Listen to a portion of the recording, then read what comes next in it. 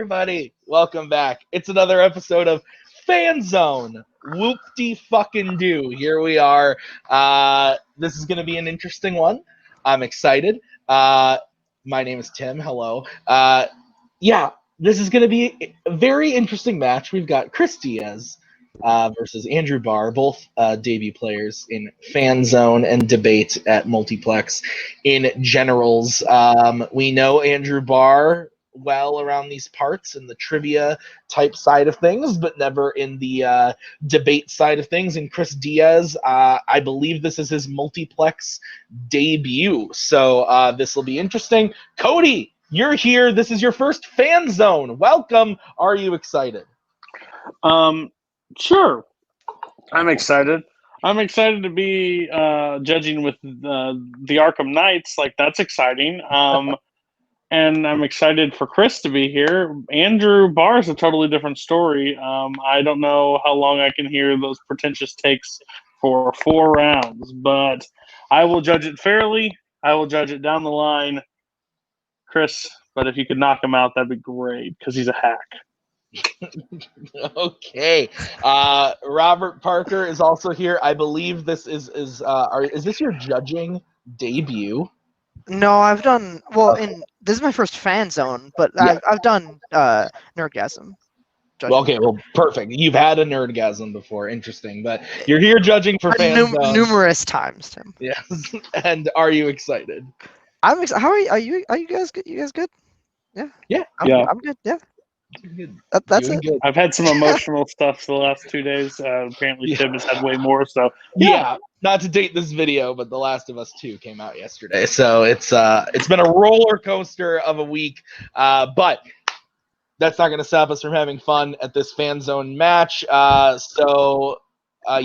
Let's get into it right away. Let's start by bringing in our competitors today. Let's start with Chris. Welcome. You are here for your first match of Fanzone. How are you feeling? I'm feeling good. This is a debate that did be fun. A lot of back and forth, but this is stuff I'm pretty passionate about, especially in the category. Perfect. Awesome. All right, and then let's bring in Mr. Barr, apparently a hack, according to Cody Newberry. I don't know where this thing started, but apparently it has risen to extreme proportions. Mr. Barr, how are you feeling about your Multiplex debate debut? I'm going to hack it up. Oh. All right, fair enough. Okay, so the way that this is going to work, we have drafted categories. The competitors have drafted categories. We gave them questions, and then they answered said questions. So they are going to argue those answers. And here's how it's going to work. There are going to be 1-minute openings for each competitor, and then a 5-minute free-form debate, along with a 1-minute closing then. The judges will then decide who is the winner of the question. First person to 3 is the winner. If it does end in a tie after our 4 prep questions, we will go to a speed round question. Are there any questions from the competitors as we get going? Nope. All right. So first category is in musicals. Musicals is the category. The question is best musical number in a classic musical. So we are going to start with Andrew Barr, since he had drafted this category. Andrew, you have 1 minute to open your argument as soon as you start talking. Okay. All right. So the greatest musical of all time, in movie form at least, is West Side Story. So it would only make sense that the greatest musical number would come from that same movie, and it is the electrifying song and dance moment that is America. This is a great moment between Bernardo and Anita, as well as the women in the Sharks and the men in the Sharks. It is a great back and forth piece with amazing dancing that is beautifully captured, and there's so much energy that is just so infectious that everyone is having a blast making this, and you can tell.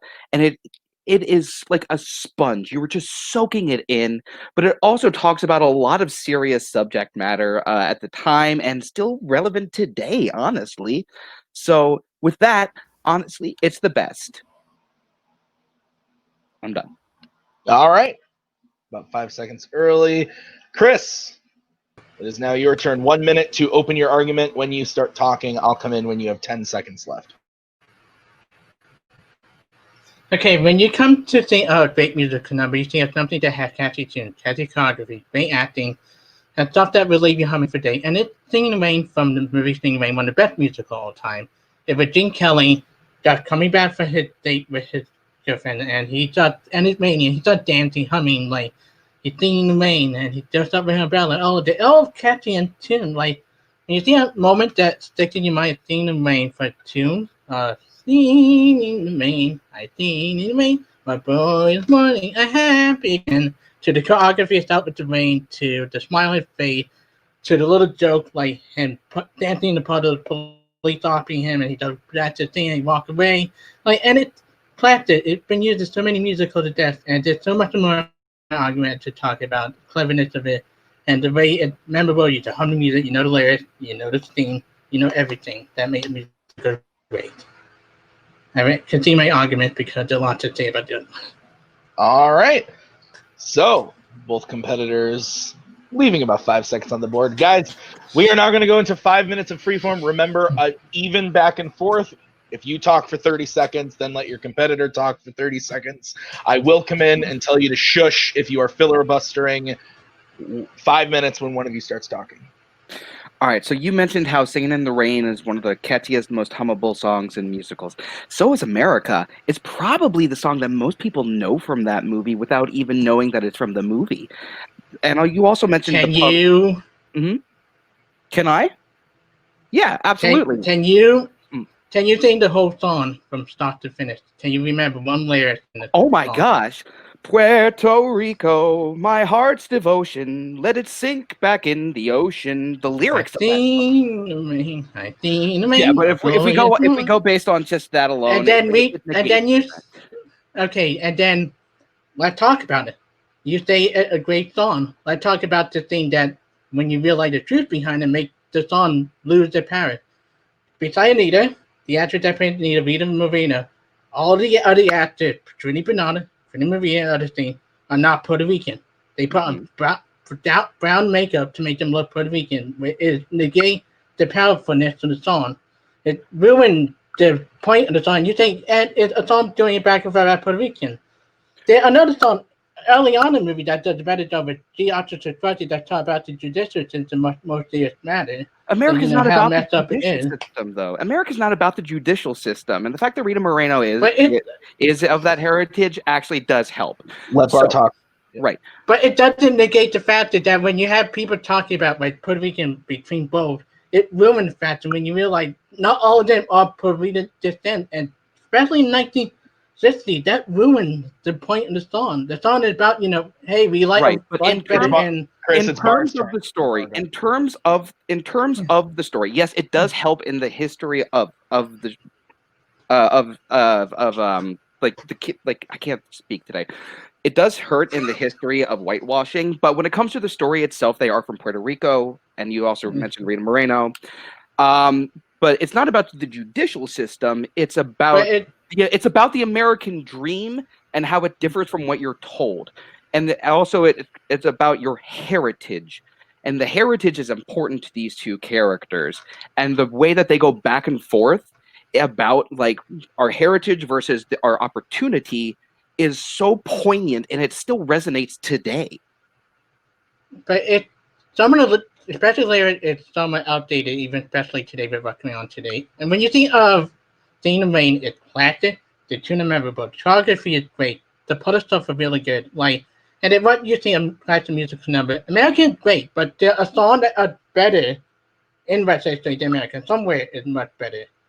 The jazz song, cool is better. Like those songs you get into your head more than America. Especially when you look at like best song for musical today, America is number 35 AFI top 100 list. Singing Rain at number 3. Somewhere is much higher than that, and that's because the most memorable song. They bring you joy and light what you need today. But the AFI list has Tootsie on its top 100 movies of all time. So the AFI list means jack in this moment. But when you think of it, you add people like... Give me just a few seconds. You talked about the puddles. There are so many puddles. It is overused in that sequence. You see him splashing through it a couple times, great, but he keeps going and going and going and going and going. And then he go on a rampart. He used he go back and forth with his geography. Just because yours is more iconic doesn't mean it's better. When you look at stuff outside of the movie, like Robot used it, Run Step Up used some idea, Glee, everything, it's more iconic. Even people have used America over and over again. It's been a huge parody topic. Yeah, but 1 minute. People today want the most classic musical number. It is Sing the Rain because of the iconic catchiness. People to hum Sing the Rain more than America. Like America lyrics are so outdated. And so, especially when watching, actually does a better job of doing it. Here's the other thing that makes America so great is the time signature that they use. It is in 6/8 time, which means that it's in 2 beats, and that is the perfect kind of time signature for a retort song. One person has their side, one person has the other side, and the dancing is amazing. It is all in these wide. The dance is better. But no, it's not, because it's a lot slower and it's not as energetic. Gene Kelly but you can tell what side is different. That dance. Yeah. But he also, during the time he was shooting that, he did it with 113 temperature. He still make it look amazing. Cool. Tom Cruise hopped from one building to one building with a broken foot. It held up much better. Time. And he held up much better. Time. Okay. Chris, you are going to get 1 minute to close your argument when you start talking. Okay, when you think of classic musical moment for movie, Sing the Rain come to mind because you're catching it to the tones of the iconic tune, to stuff that the rain, the dancing dance support with the umbrella, the little ironic humor. It is what you think of classic musical. America's great, but you negate the fact that not every actor in the song is Puerto Rican. It really ruined the fact. The dancing much better used in the mumble dance. There are more catchy songs somewhere. The AFTERSHOW, cool, everything. Sing the Rain and the iconic. You ask somebody today, what is the song that you think of it? Sing the Rain, not America. America's good, but there's so many factors that keep it from being great. And sorry, but Sing the Rain, I sing the rain. People just sing every song of this. I'm happy again. It's more memorable, more catchy. And the question is, what is the most memorable song? That's why America is just a good song, ruined by the fact that all the actors Puerto Rican would negate the powerlessness of the lyrics. So, time. All right, Barr, you have 1 minute to start your argument or close your argument. I'm sorry, when you start talking. The question isn't most memorable song, and even if it was, I would still pick America over Singing in the Rain. I already talked about how the time signature is the perfect kind of time signature to make this, but the dancing in this scene is so well captured, and it's so energetic, and it's just so great to see how much fun that all these people are having. Whereas with Singing in the Rain, you can feel that Gene Kelly's not feeling it 100%, and it's a lot of the same thing going on over and over and over again with some okay tap dancing when you compare it to a lot of Gene Kelly's other stuff, especially in its own movie. It's not even the best scene from that movie. Make 'Em Laugh is better. But the thing is the beauty of the construction of America. And I concede my time. Okay. All right. Here's how this is gonna go. I will start, and I will say I'm gonna give my point to Barr. The question was best musical number in a classic musical. To me, that has to do with everything about the scene from the movie. I heard a lot from Chris about how good and catchy and memorable the song is, but when it came to the actual scene and the number, and everything Kelly's doing, Barr kind of shot that down and explained why America was a great musical number, not just a catchy song, but a great number in the movie as well. So I'm going to give my point to Barr. Cody, where are you going? His insult against Sing in the Rain and Tootsie almost cost him this point, but I would also give the point to Barr just because the overall, there was a lot of catchiness. There was a lot of back and forth why they're like, I understand like the actors not being what they are, but it's still the message of the song was good. So Barr gets my point. Okay, so that means Barr does get the first point. Robert, you didn't get to vote on this one. Where are you leaning and why? I actually also would have given it to Barr. I think Chris's biggest offense against Barr was the Puerto Rican heritage of the actors and actresses in the scene, and I think Barr actually countered that really well, justifying it with the filmmaking of the time and how that isn't really a dig against the number itself, just more so like casting of the movie and how it was made at the time. So I would have also given that one to Barr. All right. So Barr does get the first point. We are going to move on to question number 2. Okay, so the second question is in the category of Wizarding World. This is a category that Chris drafted, and so he will be going first. The question is, who is the best Hogwarts professor? So, Chris, you will be going first on this one. You get 1 minute to start your argument when you start talking. Okay, when it comes to Harry Potter, when reaching out the best for a professor, the professor does the best for student to inspire the student and will help them out in a situation. And despite being only for 1 year, it Remus Lupin. Remus Lupin was a friend of Harry Potter's father, and he also came in during Harry Potter 3rd year. He brought a lot to what he did for the Defender Dawn, but during the time with lackluster active for a very long time. He helped him to encourage him to do better. He helped never get out of insecurity. He helped Harry survive 3rd year. Without him, Harry would have had survived 3rd year without the Patronus. He probably would have been dead or without soul due to Dementors. Don't to help Harry find out to do best Sirius Black. He does a lot for his student, how to be inventing, how to do practical. He makes his class fun inventing compared to the rest of the Defense Dawn Often more to go into. But when you see a best overall professor, Remus Lupin is the best overall professor because of what he did during the time he was 10 years.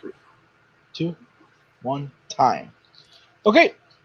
Good opening. Let's move over to Barr. You have 1 minute to start when you start talking. What makes a great professor? It's someone who's knowledgeable in what they're teaching. It is someone that the students respect. It is someone who has a really good reputation with the surrounding world. The person who does that the best is Professor McGonagall. Professor McGonagall is one of the most respected professors in Hogwarts. She's been around for she's got the same amount of respect as Dumbledore. The students trust her. The students trust them to have her back, and she does. But she's also very knowledgeable in what she is teaching to her students. And with all of that, that's what makes a great professor. The problem is that Lupin, he misses a lot. And I'm going to get seen by time. All right. So Lupin versus McGonagall. 5 minutes free when you guys start talking. All right. You go first, Andrew. Sure. The problem with Lupin is that he's gone for days on end every month as a professor, and substitutes can only do so much. Look at them when Snape took over and they were doing the Hinky Punk lesson. The students had to play catch up because Lupin wasn't there. But at the same time, when you look at what Lupin done for his student, especially in terms of Neville and Harry, he helped them overcome this stuff. Neville was insecure during the time before the event of the Phoenix, before everything else, and Lupin helped him with the Bogart, by him to face the fierce Snape. And no other defensive dog professor done before. Like over defensive dog professor. Earl was snivery idiot carrot. He didn't teach much. Gilroy Lockhart just didn't know what the hell he was doing. Lupin done a lot. Like also face the fact, without him, Harry would not have survived his 3rd year as Hogwarts. He had a problem with Dementors. Lupin taught him one-on-one, how to learn to Patronum. But later on, how the DA, the Dumbledore Army, know how to do it. But how in the Battle of Harvard during the end of the film, it facing Dementors. So McGonagall McGonagall didn't help Like- the Dumbledore's army?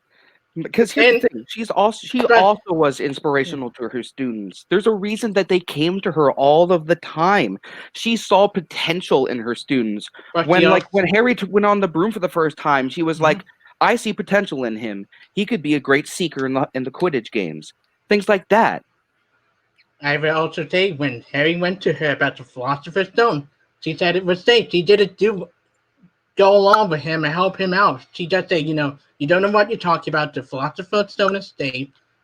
Go on with your life. She didn't do anything. Also, when Little Boy Walcott went in charge, she encouraged him to go down to Chamber of Secrets. It's all based on the movie. She let him fix Harry's arm.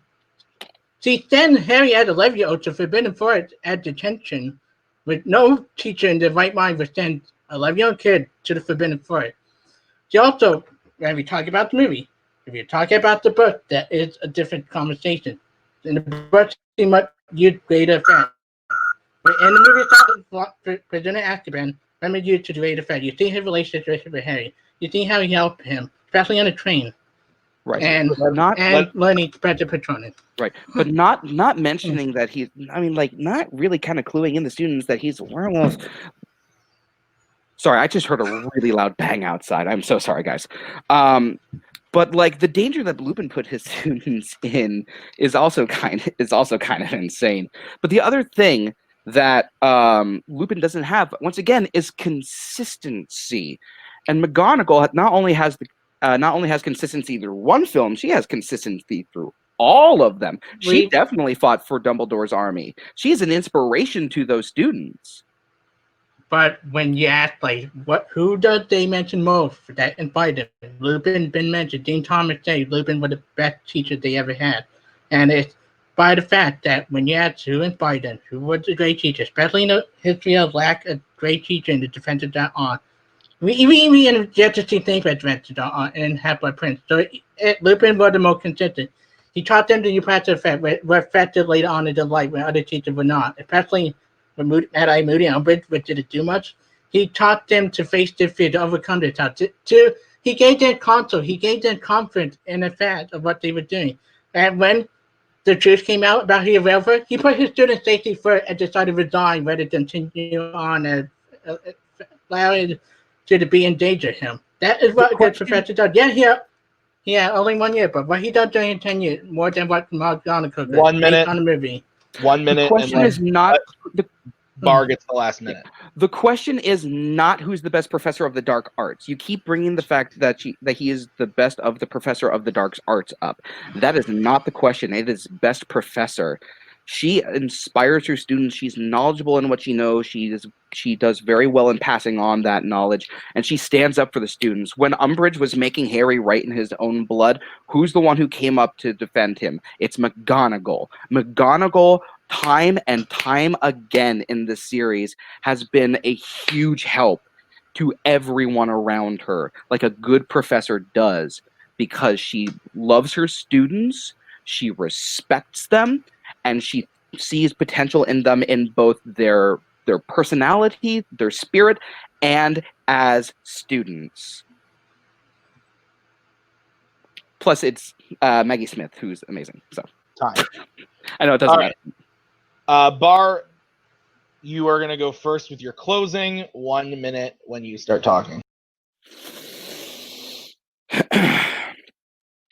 The question is best Hogwarts professor. And when it comes to being a professor, McGonagall time and time again proves why she's so well respected and why she is a great professor. She stands up for her students. She knows what she's talking about and she's able to pass it down, and she does it very well. She has the caring attitude, the nurturing attitude, and the overall defensiveness that a really good professor should have. And with that, Lupin is not there consistently. He's missing days on end. His students are falling behind because of that. And there are other things that he's keeping that puts them in danger. McGonagall is the best professor. All right. Ending a couple seconds early. Chris, you now have 1 minute to close your argument when you start talking. So we talk about Back Harvard professor. Remy Lupin. It's based off the movie.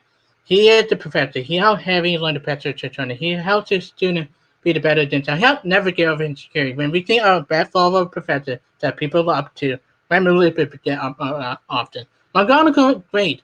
But in terms of the movie, she doesn't get shown why she made that great. She made great decisions that the movie kind of ruined what made her so great.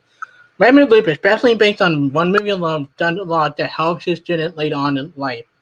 Harry learned the special Patron. Without him, we wouldn't have the rest of the Harry Potter movie. We wouldn't have Harry as a character because he had to defend against the Dementors. And without him, Harry would have had a father figure besides Sirius to talk to about his pen. He been there for Harry. He named Harry his godchild. He also helped his student with everything they need to know in life that you need practical, of a theatrical, or magic. And that would make a good professor, though that is by your student do better by your student. All right. Bring the judges back in. Robert, your vote didn't count last time, so we'll go to you first on this one. All right. This was actually honestly pretty tough because I think if you ask this question, these are probably going to be the two most picked answers. I think Chris did a really good job of arguing like best defense against our professor and like biggest impact on the story with the smaller amount of time.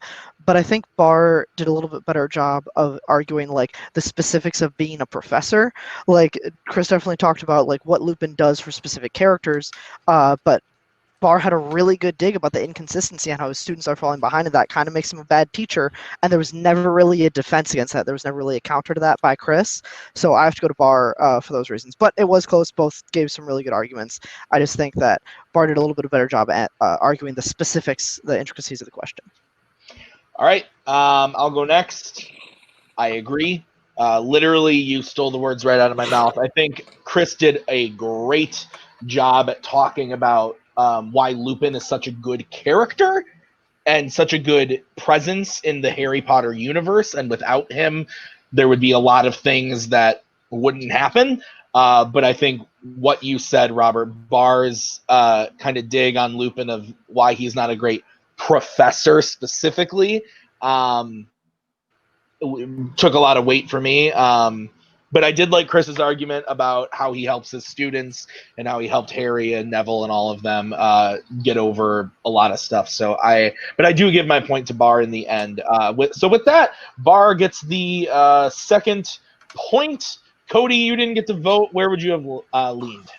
I was waiting for the worst thing this professor gets turned into is a cat. The other is a werewolf that will rip your face off, but they never said those moments. But all in all, I have to give it to Barr just because of his overall, I think he broke it down better as why a professor, why a teacher, versus why what they did for the students is great, but not for the job of teacher. So I have to give it to Barr. All right. So we are going to move on to the Barr, good job. That was really good. Thank you, man. I thought I lost. That was a close fight. I thought I lost. I'm going to be honest. No, that was a very good one. We are going to move on to the third question, which is in the category of Disney. And the question is, who is the worst Disney princess? Oh, boy. My wife has thoughts over here on the couch. Barr drafted this one, so he's going to go first. Barr, you have 1 minute when you start talking. There are a lot of great Disney princesses with a lot of great different personalities, but the one who's kind of not only a dumbass but a blank slate is Snow White. Snow White, I can't really even describe what her personality is. She puts herself in danger at one point because she doesn't listen. And then she's one, her personality trait is that she's the fairest of them all, which basically means that she's the most beautiful person in the kingdom. Not really a lot going on behind Snow White as compared to a lot of the other Disney princesses. And with that, I'm going to concede the rest of my time. Okay. Barr concedes about 15 seconds. Chris, you now have 1 minute to open your argument. Who is the worst Disney princess? When it comes to Disney princesses, you look at those in the valuable model. You think those who movies based around them, and you think those who had great personality. The one that comes to mind, especially in a movie that is okay about, is Princess Aurora, aka Sleeping Beauty.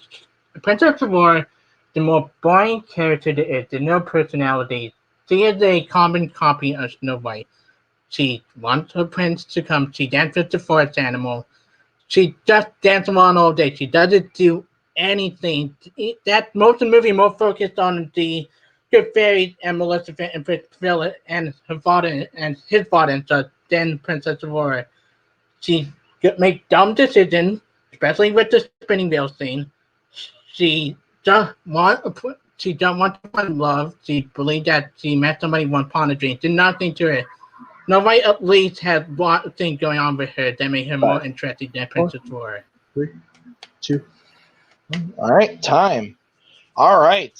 Princess Aurora versus Princess Snow White? Princess Snow White? Yeah, that's how you would say it.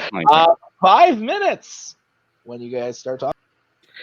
I don't understand the idea of Aurora having no personality at all. You can tell that she has a creative side when she's dancing with the animals because the way that she dresses them up as that human figure and is having a lot of fun with it. Okay, but that is a common copy of Snow White. Snow White also had fun with the animals. She had bake stuff. She had stuff going on. She even cleaned the house to do stuff despite her prejudice. She inspired Grumpy to actually become more happy and be more personality. Snow White's done a bunch of stuff. She invited almost all the movie up until the poison apple. Princess Aurora, it barely focused on half the movie. It's a good fairy and Maleficent. That made her boring because she is boring. She got no personality. She got one decent song and one decent scene with Prince Philip, and that is it. Snow White, at least, is shown throughout the movie. She get moments that you fall in love with her. The Someday My Prince Will Come moment. The scene with her in the drug dancing. Stuff that make you realize why you want her to succeed and the evil queen to lose. I'm sorry that Sleeping Beauty got cursed and forced to sleep throughout a lot of her story. That's not her fault. That doesn't mean that she doesn't have any personality. She got hypnotized. That if you watch that scene where she pricks the spinning wheel, she's entranced. She's hypnotized. It's not like she went, "Ooh, what's that? A spinning wheel? Prick, snooze." It's not her fault. Whereas with Snow White, she let the witch in. The dwarves told her, "Don't let anyone in. Don't trust strangers." And what does she do? She does exactly the opposite. That's her choice. But that's because of her good nature. The fact that she's willing to trust anybody. But when you look at, especially with role models, Snow White is much better role model than Prince of Aurora. Didn't never ends up much up in the movie, for goodness sake. Because most of the movie is focused on Maleficent and the Good Fairy and Prince Philip and the family bizarre comedy scene. It's just there's nothing to her. There's just one scene and it's just I've rather Maleficent win in the end because I was so bored from Prince of Aurora. Not even everybody today would put on Aurora costume. They would put on Snow White. Even outside Sleeping Beauty in movies like Maleficent, Aurora is still a boring character. Snow White is used better as a Disney princess because of her personality. The fact that she will do anything to give into bad circumstances, going on in her life to do better in life. The Huntsman has a better role than Snow White and the Huntsman, though. So, tell me, what besides her creativity, what else made Princess Aurora fascinating more than Snow White? I'll tell you. I'm glad you asked that question because in Snow White, Snow White sees the prince, and she's like automatically kind of falls in love with him. Whereas with Sleeping Beauty, when they first meet during that Once Upon a Dream sequence, she's like, "Who are you?" Like, I'm not like she doesn't automatically fall in love with him, which was the trope of Disney princesses. She's smart enough to be like, "I don't know you. Why do I have to talk to you? Why are you what are you doing here?" She's smarter than Snow White is. But that one small scene, there's Snow White still have like she's nice, she's kind, she's willing to do anything given the bad circumstances she has.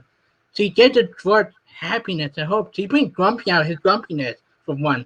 She does much more than what Princess Aurora did. Princess Aurora did just shit because she only danced with the prince. She kind of fell in love with the prince, and then the rest of the movie just sleep. It all focused on the good fairy Elizabeth because Aurora is a MacGuffin. The thing that annoys most, that there's no one distressed that needs saving. Nobody lead up until the poison apple. 1 minute. Do what she have around Randy with her friends to make use of what her given circumstances. She's a much better role model. She is. You realize why anybody would fall in love with her. Aurora, that's shit. And the movie even acknowledged it by not showing her that much in the movie. Like, it's just the Good Fairy movie. It should be called the Good Fairy movie, a Maleficent movie, right? We got later on. Like, that is just like every I cannot accept the idea that Snow White is the better role model when she is the exact case for stranger danger. She trusted this stranger and who's like, "Here, have an apple. There's nothing wrong with it." Side glance, side glance. Of course there was something wrong with it. And instead of being smart, she was like, "Ooh, what, an apple? Oh, it makes my dreams come true? Okay, then." Snooze. They both sleep. Time. At least he wasn't a MacGuffin. Time. Strike that last comment. Okay, Chris, you now have 1 minute to close your argument when you start talking. Okay. We all would agree the Disney princess back during the older age was a decade, but say Snow White the worst robot and Princess MacGuffin, who done really nothing in the movie that not the movie is even interested in her, made her the worst Disney princess. She's boring, she has little to no personality. She forgot the most of the movie that daydream. She doesn't do anything. And then she falls asleep, and then the whole movie turns into Prince Philip, Melissa, a good fairy, which it should be called. Even outside the Disney movie, Melissa does even worse. Snow White lead. You know why people would fall in love with her. Her good personality, her lovingness. She really is that anybody, to bring Grumpy out of grumpiness. What made anybody fall in love with her? Anybody would dress up as Snow White more than Princess Aurora because nobody liked Princess Aurora. Princess Aurora on the worst list at the bottom list because she's boring. The MacGuffin. So, hello, good MacGuffin. Bye, good MacGuffin. Go back to where you came from. One time. All right. Whoops. Okay, so I'm sorry, Barr, you now have 1 minute to close your argument when you start talking. Okay. First of all, the whole like more people dress up as Snow White thing, it doesn't matter to me. People don't dress up as Vanellope as much, and she's a much more interesting princess than Snow White is. Plus, I can't understand this no personality thing. Like when you see Princess Aurora, she's smart. She doesn't take well to people just coming in and being like, "Hey, you should be in love with me." And Snow White's personality is that she's nice and that she's pretty. Like there's not a lot else there. And the fact that you say that she's a MacGuffin, like Snow White becomes a MacGuffin.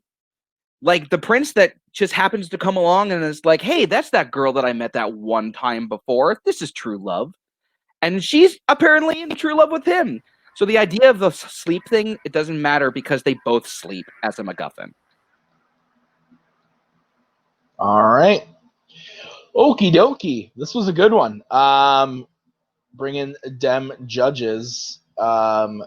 Cody, your vote did not count on the last one, so you get to go first.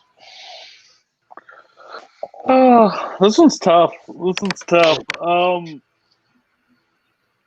Chris came to fight in this battle. He threw a lot of barbs, like a lot. He threw a lot of stuff he threw some stuff that did not matter. Like, I don't care who dresses up for who or blah blah blah. I don't dress up as any of these princesses. But for what I heard, I'm gonna lean towards Barr. I'm gonna lean towards Chris on this one. I think Chris just hit way more barbs against him. I don't know.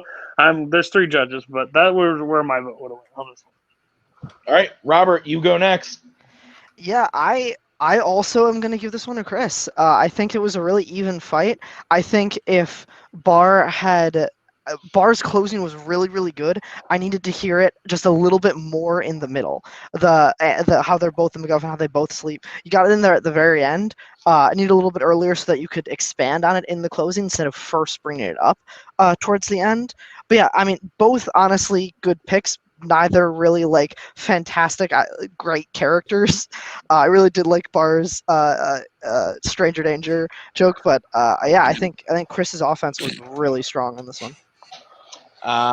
So that does mean Chris gets a point on the Disney one. I also would have gone with Chris for all of the reasons you guys said and more. So, all right, we are going to move on to the final prep question. This is a must hit for Chris. If Barr hits this one, he is the winner. So, the question is in the category of comedy. And the question is, what is the best action scene in the Cornetto trilogy? So, Chris, you drafted this category, so you are going to get to go first. 1 minute when you start talking. Okay, so when it comes to Cornetto trilogy, there are a lot of great action sequences to choose from. But I don't go with one that doesn't get a lot of love like the other two. I'm going with the Warzone.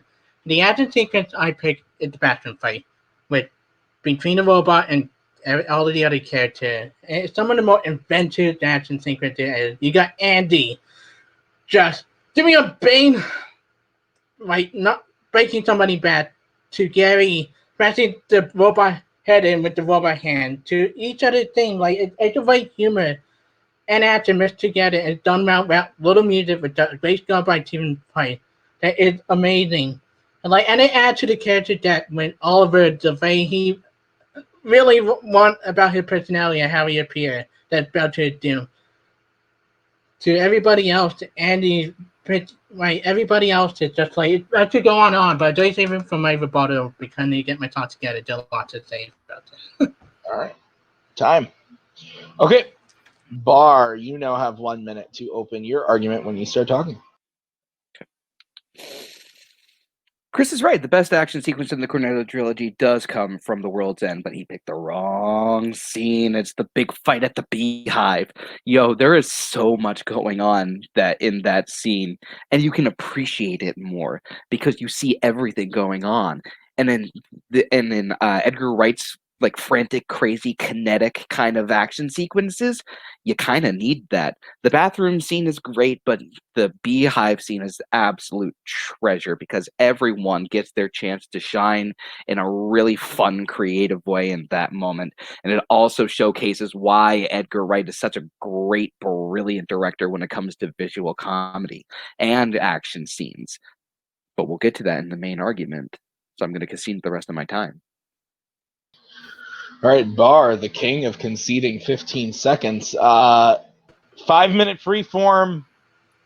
You guys start when one of you starts talking. Okay, you want to go on? Should I go first? I want to be nice. After you. I've started the last 3 times, but I'm not afraid to continue on. Okay, the problem with the Beehive scene, and I do like the sequence, it doesn't give everybody a chance to talk. When you come to the bathroom fight, it shows every character written down to each of the characters. Andy being the Bruce thing, Will. And yeah, right, Beehive you get one funny line for Andy and then his smashing head with Boss Stew. But it's much better when you break the robot back. You get Oliver saying about appearance that kind of about doing. Each of the characters a moment to shine. Even the friend that put out a good fight but couldn't pull out the good fight. And it showed Gary willingness to help his friend out. And the Beehive scene is just him trying to drink his drink and then help you out one to the end on a whimper of a note. With Pitch Bomb is coming into the last minute that are just blasting the robot head in with his arm. It's such epic moments. It's like, and it's not off everything that we get later on. I don't think that's I don't think that ending is a whimper of a note at all. Yeah. It shows how well these guys have been able to fight up until this point. And then when you see Pierce Brosnan's character come back again, it's that oh shit moment that the story needs, and that fight scene is the exact encapsulation of oh god. But no. it also repeated let Barr keep going. You talk for a minute. Let him keep going. Plus, I don't understand the idea of not giving everyone a chance in the Beehive scene. There's the great scene with Steven and Sam back to back when Pete comes in. It's a great moment. And I think that the pint gag in that fight scene is exactly what gives it that breath of fresh air. The fact that he just wants to finish this pint and everyone keeps coming in and attacking him. I think that is such a refreshing moment of that entire fight scene. You don't get something like that in the bathroom scene. You get plenty of moments. You get sorry, look at the character name. You get Andy just randomly knowing how to fight. You get Gary just like tricking people and knowing how to use robot arm. You get Oliver almost starting out a fight, then he gets bashed into bathroom. It's pretty funny. The music is just good, fantastic.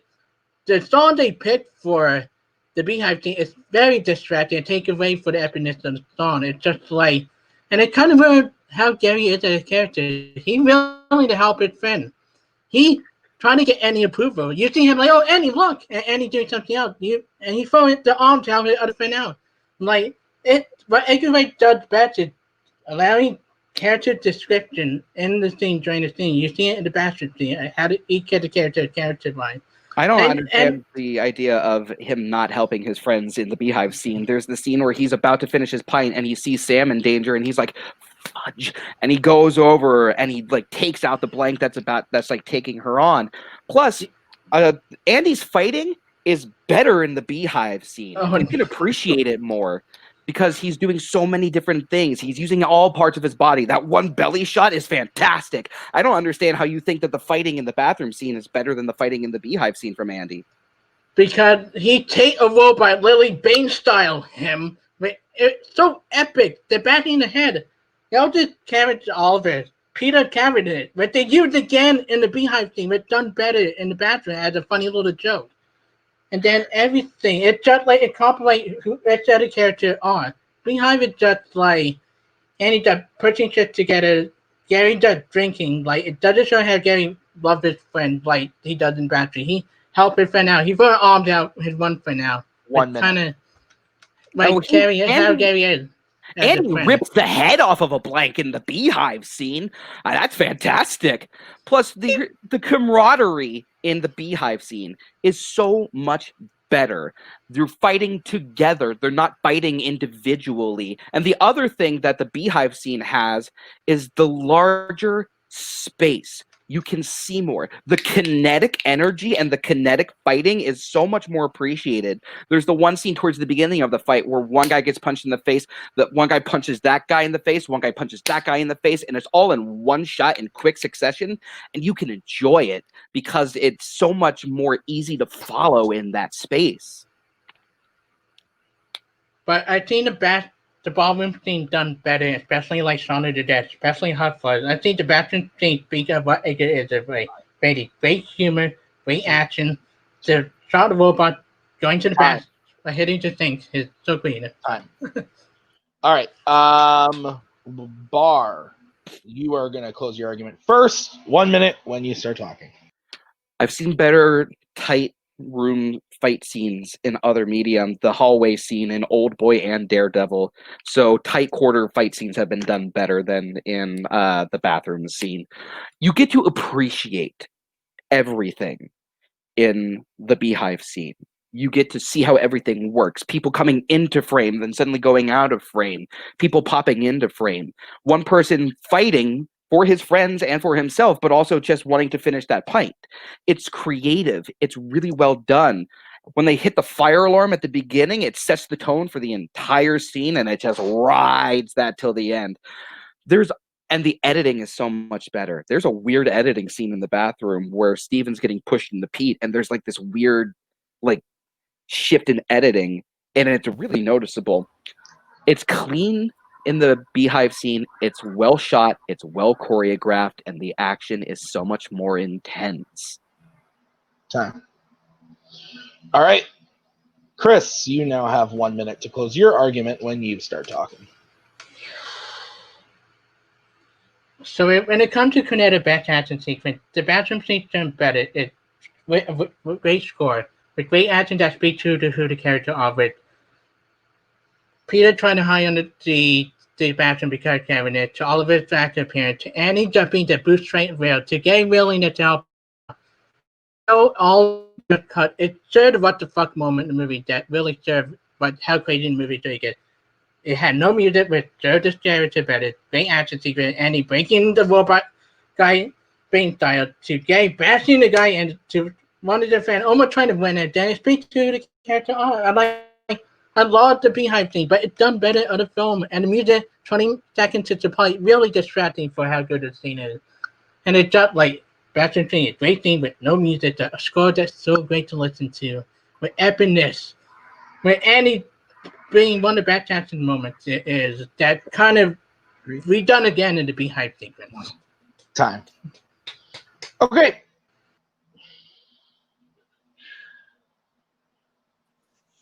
All right.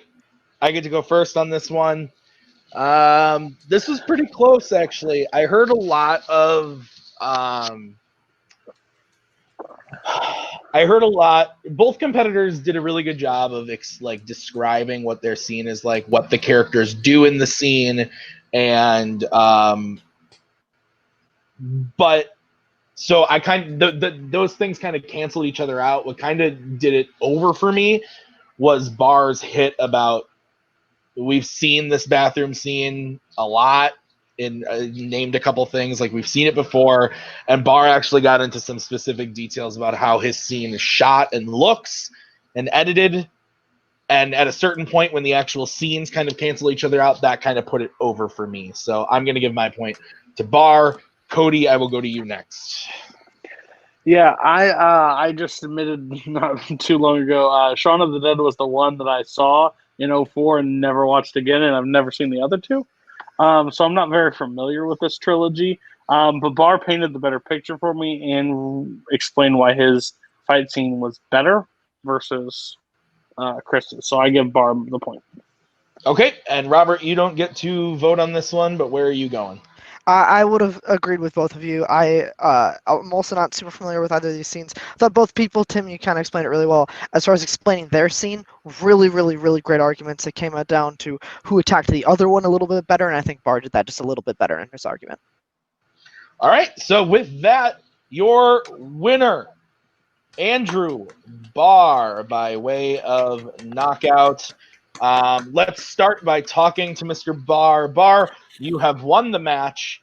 How are you feeling? This is the first knockout in Fanzone. So how are you feeling about that? I'm feeling good. There's a few things that in some of my matches that in the rounds that I forgot to bring up. So I'm kind of kicking myself for those. But I feel good because Chris put up a really good fight. There were a few things that he would throw at me that I was like, well, didn't think of that. I'm just excited. I'm glad to have pulled out the win. Yeah. So your next opponent is decided. You are playing the winner of the last match, Nicholas Twohig. So you are playing Mr. Twohig. Oh God, no. So are you excited for that match? How are you feeling about debating Mr. Twohig? God, God dang it. He's gonna be real tough. Twohig is really, really smart. He's like really smart. And especially there are some categories that I know that he's gonna pick that I'm gonna have to really hunker down and like dive deep into and educate myself better in. So I'm excited to fight Twohig because I like Twohig as a person. He's a lot of fun, but man, that's a hard second round for me. Yes, I have debated Twohig before, and it's not a fun time. He makes you feel very happy while also hating him at the same time. It's very frustrating.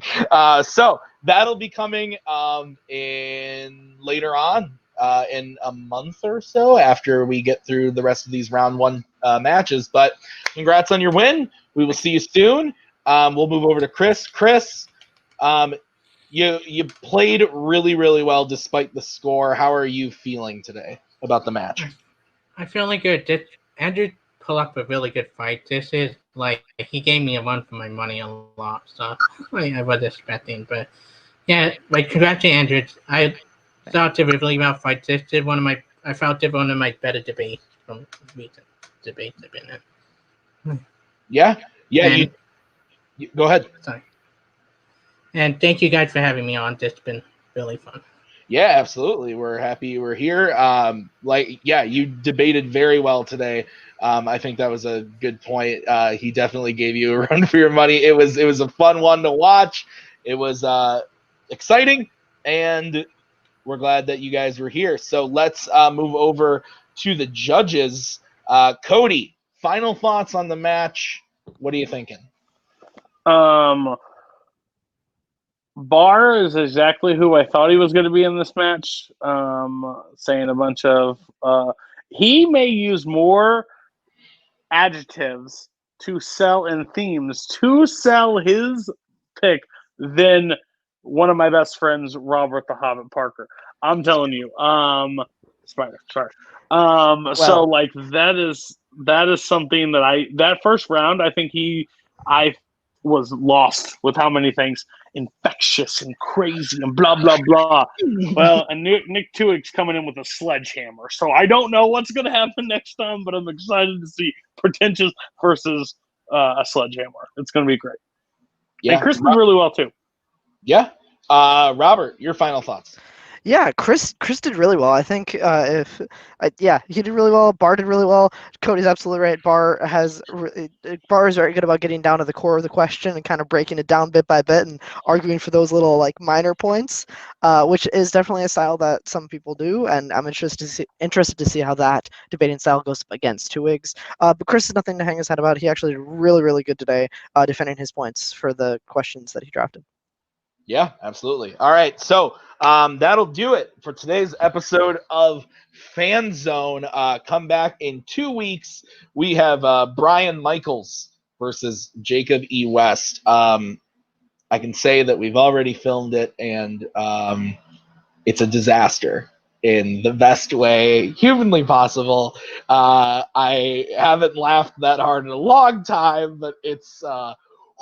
so join us 2 weeks for that match. That'll be a good one. Other things to look forward to. We've got Ryan O'Regan going up against RJ, which is going to be an interesting match as well. Those are two people that it's going to be interesting to see how they fight each other. And then, of course, the newly announced Nicholas Twohig versus Andrew Barr coming soon as well. So for all of us here, Andrew and Chris, and the judges today, Cody and Robert and myself, thank you guys so much for watching. We'll see you 2 weeks with another match.